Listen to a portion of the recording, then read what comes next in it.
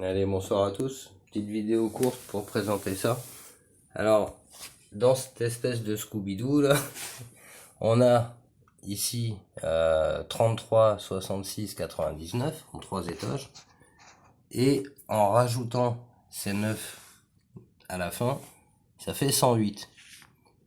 Alors, on a le 36, 33, 66, 99. Alors, on a le 36, 9, 12. Là, on passe au 33, 66, 99 plus 9, 108. Et ces 108 cubes, en fait, on va pouvoir les remettre dans la table de 9. Donc la table de 9, je l'ai dépliée là. J'ai placé tous les cubes, donc 108 cubes, les cubes transparents là, donc là ils sont blancs. J'ai placé 108 cubes ici. Donc ça c'est un peu comme le chemin de la vie, et puis bah ça c'est nous, un tout, on chemine en fait, et on monte en niveau de conscience hein, dans l'esprit. Et j'ai mis tout, donc les 108 cubes, je les ai amenés ici, je les ai placés hein, comme il faut. Donc si on a ça, c'est le centième cube, et après on peut compter, donc ça, le centième c'est des cubes de 3. Donc là on a 3 mètres. Ces 3 mètres, c'est l'équivalent des 3 ronds. On va prendre ça. Hop, c'est l'équivalent des 3 ronds. La valeur 30 en fait, hein, qui nous ramène à ça, là-haut.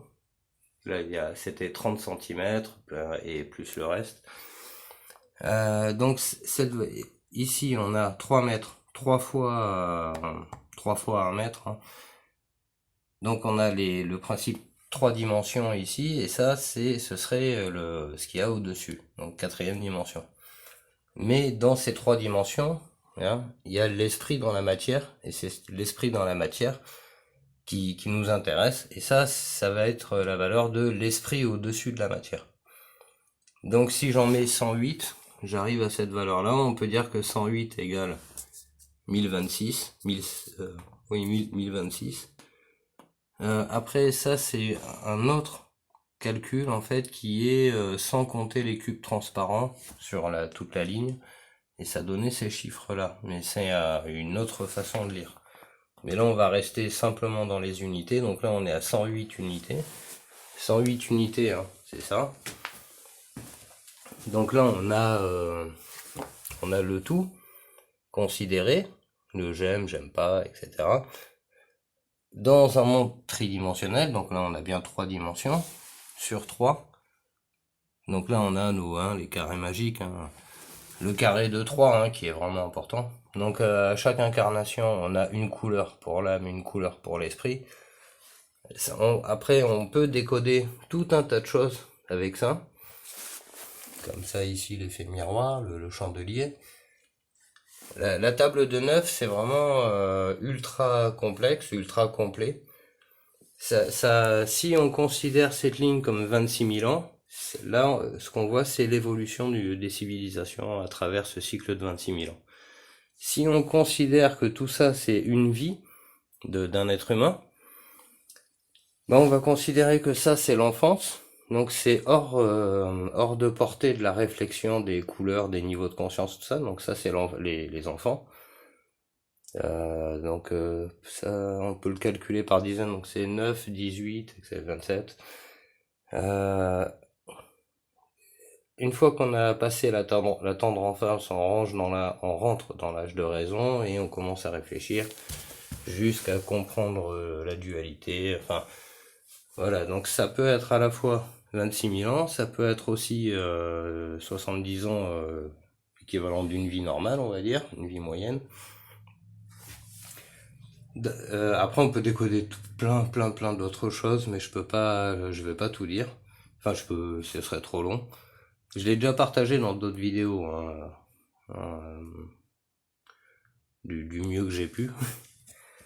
Voilà, donc voilà, petite vidéo pour présenter ça, que les 108 unités qu'il y a là-dedans, on peut les déployer sur la table de 9 pour arriver à comprendre les valeurs de 3 mètres, 300. Donc le principe 3 dimensions et au-dessus des 3 dimensions. Et il y a tout ça à comprendre. Donc ça laisse du chemin, à savoir que tant qu'on n'a pas compris tant qu'on est dans ce cube là avec le rouge, voilà, hein, quand on prend pas conscience des couleurs, on reste là-dedans, quoi, dans la dualité, j'aime pas.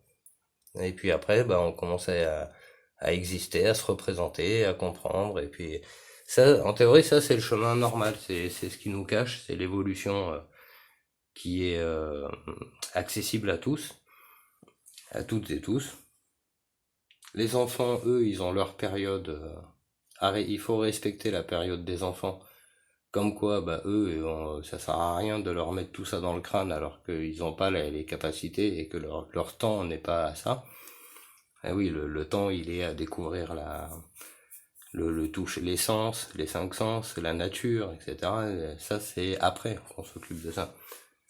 Donc on pourrait aussi le matérialiser comme ça, donc avec les 3 obélisques. Donc on est au début inconscient, puis après on va acquérir le bleu indigo. Ah oui, parce qu'il y a toujours les 6 faces du cube. En gros, nous, dans l'histoire, on est un cube. Hein.